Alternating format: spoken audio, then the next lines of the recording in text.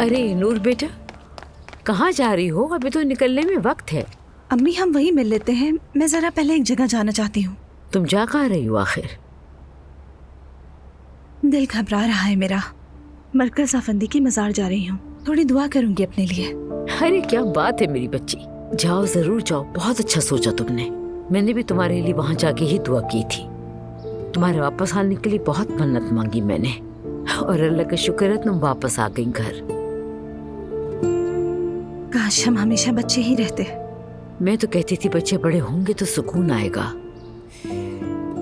लेकिन जब बच्चे बड़े होते हैं तो मसाइल भी बढ़ जाते हैं। जब माँ बनोगी तो समझ जाओगी ये बात। पता नहीं मैं माँ बन भी सकूंगी या नहीं अम्मी। ऐसी बातें क्यों कर रही हो नूर बेटा? देखो जो होना था वो हो चुका है, बुरा ख्वाब समझ के भूल जाओ उसे। अब ये सोचो कि आगे जिंदगी में तुम्हें क्या करना है।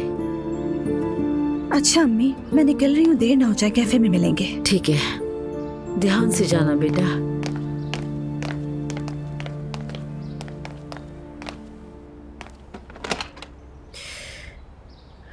मुझे भी कुछ करना चाहिए इसके लिए। अब्दुल्ला साहब ने बकरी का सदका दे तो दिया, लेकिन आप ठीक तो हैं आपा? ठीक नहीं हूँ हयात, नूर के लिए परेशान हूँ। इतनी बड़ी खुशखबरी मिलने के बाद भी मैंने उसके लिए कुछ नहीं किया।